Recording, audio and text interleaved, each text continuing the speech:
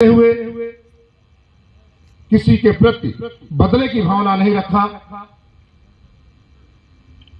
उसका सीधा जीता जागता उदाहरण भारत देश का सबसे बड़ा संविधान उन्होंने लिख के दिया। उसमें सभी वर्गों के लिए व्यवस्थाएं दी। किसी के लिए अगर चाहते तो जो इस समाज के लोगों ने बाबा साहब डॉक्टर अम्बेडकर के साथ किया था उसका बदला ले सकते थे, लेकिन बाबा साहब डॉक्टर अम्बेडकर ने कभी ऐसा नहीं सोचा कि समाज के लोगों ने जो तिरस्कार बाबा साहब को झेलने पर मजबूर किया था, बाबा साहब ने उसको दरकिनार करते हुए बाबा साहब ने भारतीय संविधान के माध्यम से वो व्यवस्थाएं दी, वो समानता दिया कि आज वो ऊंच और नीच की खाई को पाटने का काम किया। इसलिए बाबा साहब हमारे गुरु हैं, इसीलिए बाबा साहब हमारे स्वाभिमान है, इसीलिए हमें बाबा साहब पर गर्व है। बाबा साहब डॉक्टर अम्बेडकर हमारे जो महापुरुष थे, उन महापुरुषों में 3 लोगों को गुरु बनाया अपने जीवन काल में, जबकि सही है कि उन तीनों महापुरुषों से अपने गुरुओं जिनको गुरु बनाया उनसे वो कभी मिले नहीं, लेकिन उन्होंने अपना गुरु बनाया। पहला गुरु बनाया उन्होंने तथागत गौतम बुद्ध को, दूसरा गुरु बनाया उन्होंने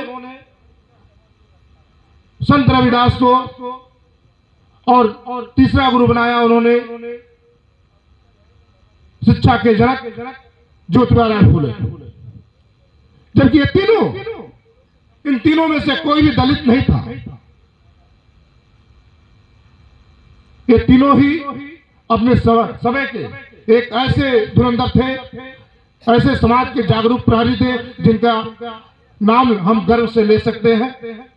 और बाबा साहब डॉक्टर अम्बेडकर उन्हीं के बताए हुए रास्तों का अनुसरण करते हुए भारत को एक बड़ा सुंदर संविधान दिया।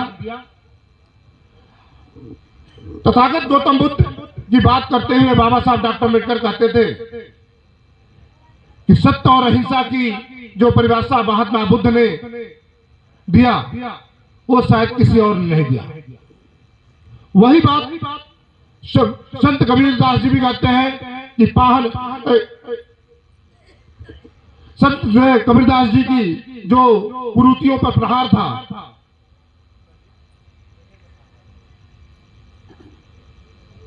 ताकर पाथर जोड़ के मस्जिद दियो बनाए, ता चढ़ मुल्ला बाग दे क्या बारह हो खुदाए। पाथर पूजे हर मिले तो मैं पूजू पहाड़, घर की चकिया कोई न पूजे जिसे सभी पीस से खाए संसार।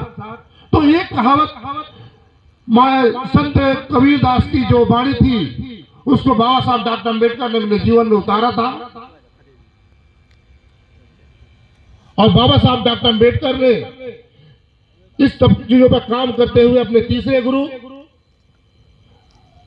महामना ज्योतिबा राव फूले जी महाराज